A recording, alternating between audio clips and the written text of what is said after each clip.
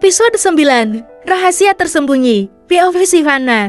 Paman Anton terlihat menggaruk ujung hidung, seperti salah tingkah. Ziko sedang ada urusan mendadak, jadi paman yang menggantikannya menjemputmu di sini. Shizu, ya Tuhan, ada apa ini? Ziko tidak menjemputku? Kenapa dia tidak mengabari kalau ada urusan mendadak? Kemana kopernya? Akan kubawa ke dalam mobil.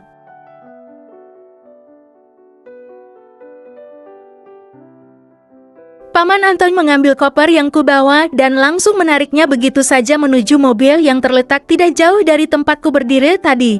Rasanya kaki ini terasa tidak sanggup untuk berpijak untuk melangkah. Semua sudah terasa berbeda, apalagi kelakuan Ziko yang berubah seperti ini. Sungguh rasanya terasa begitu aneh dan asing. Paman, apa yang dilakukan Ziko sekarang? Kenapa tiba-tiba paman yang menjemput? Karena rasa penasaran akhirnya, aku bertanya kembali.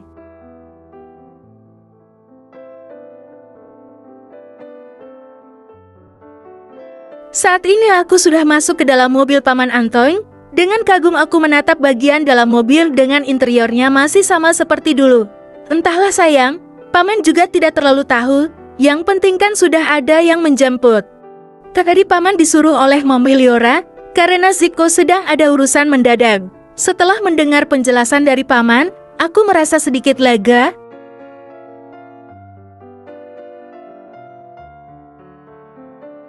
Meskipun jawabannya masih tidak jelas seperti jawaban di awal sebelumnya, tapi kalau mendengar bahwa Ziko baik-baik saja itu sudah bisa membuat hatiku tenang.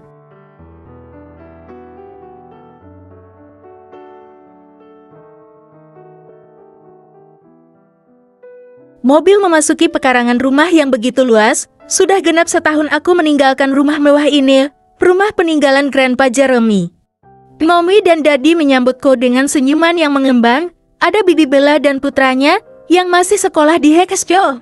Paman Anton membawakan koperku masuk ke dalam rumah.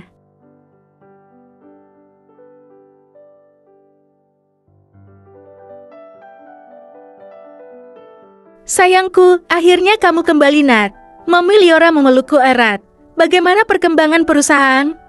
Aku yakin kamu dan Stefano pasti bisa menyelesaikan masalah perusahaan dengan baik, ucap Daddy.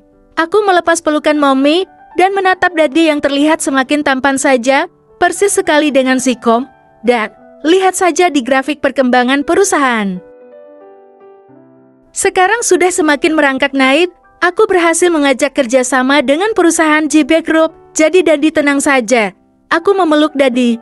Sayang, seharusnya kamu menanyakan kabarnya Zizi, bukan malah bertanya tentang perusahaan.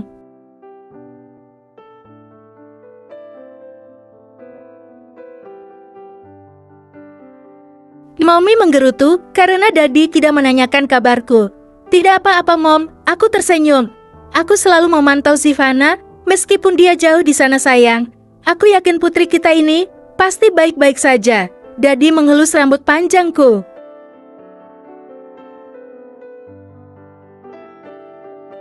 Ayo kita masuk Tuan dan Nyonya, aku sudah menyiapkan makanan untuk menyambut kepulangan Zizi, Bibi Bella berucap.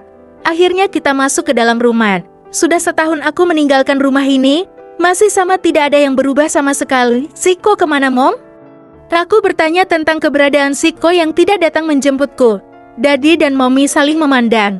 Begitu juga dengan Bibi Bella. Kenapa tidak dijawab?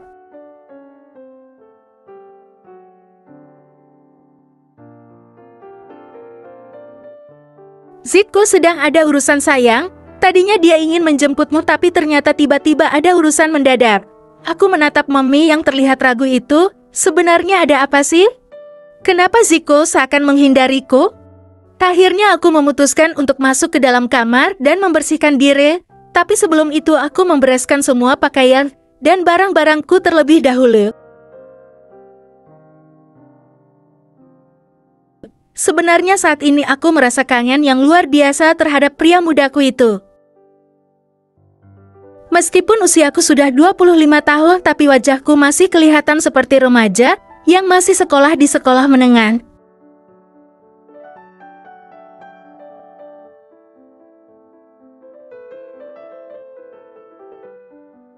Sebuah notif di ponsel berbunyi.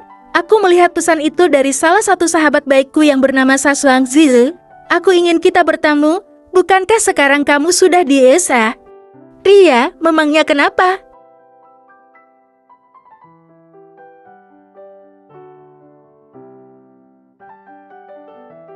Ada yang ingin ku ceritakan padamu mengenai Ziko. Kenapa Sasha ingin membicarakan Ziko? Aku menjadi semakin penasaran. Baiklah, kita bertemu di tempat biasa. Bersambung.